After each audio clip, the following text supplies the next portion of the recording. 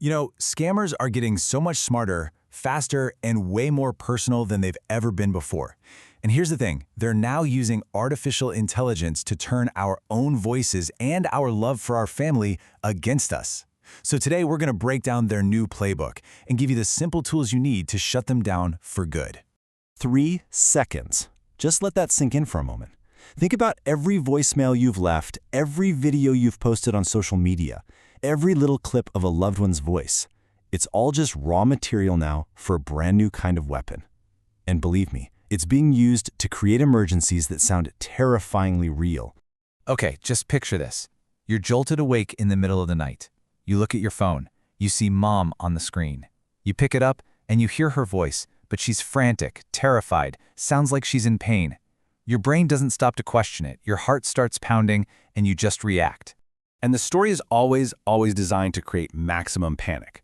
It's a car crash, a sudden arrest, some kind of crazy medical crisis, and there's always an urgent, really specific demand for money. They need it right now.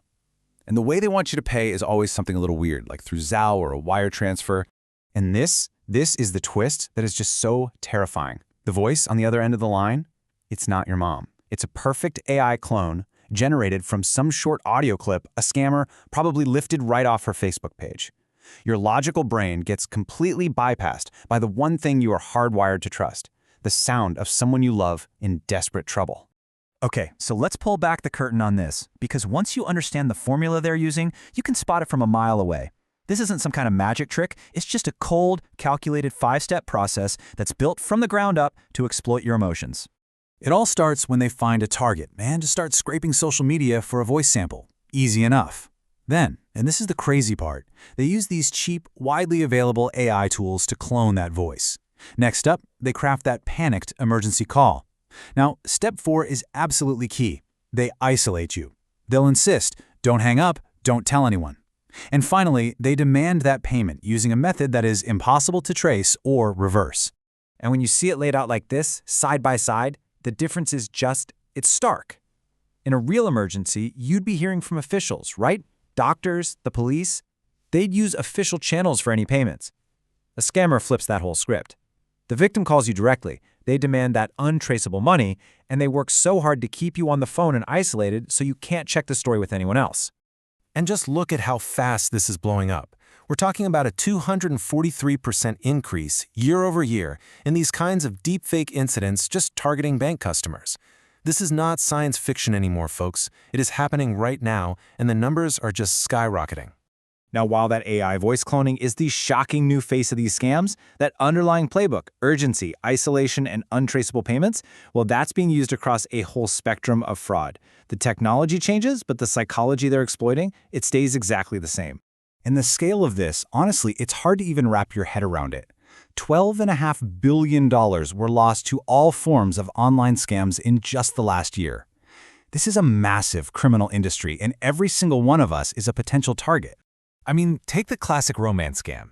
This often targets older, maybe more vulnerable people. A scammer will spend weeks, even months, building this deep emotional connection. And then, all of a sudden, bam, a crisis strikes. Just like the voice clone scam, it's an emergency that needs money right now, and they leverage all that trust they've built up to get it. Or what about the fake job scam? I mean, it looks so legitimate, maybe it's even on a real site like LinkedIn. The pay is amazing, the work is easy, everything seems perfect until they ask for a tiny little onboarding fee or a background check fee. The hook here isn't panic, it's hope. But that payment method, that's still a massive red flag. Even something as simple as paying for parking can be a trap these days. Scammers are putting fake QR code stickers on real parking meters or even on tables at restaurants. You scan it, you think you're on the official city website, but you're actually on a perfect clone that's designed for one thing, to steal your credit card information. They've even got a name for it, phishing. Okay, so the threats are real, and they're getting pretty sophisticated. But, and this is important, you are not powerless. Not at all. Let's break down a simple but incredibly effective defense strategy. So this is really the fundamental question, right? When a scammer can perfectly replicate the voice of someone you love and trust, how in the world can you tell the difference?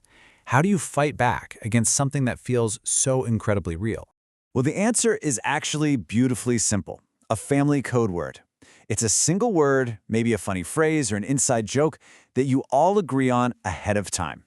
See, an AI can clone a voice, but it can't read your mind. It doesn't know the name of your first dog or that ridiculous thing that happened on your family vacation years ago. If the caller can't give you the word, it is a scam. The rule is simple. No code word, no money. You hang up the phone, period.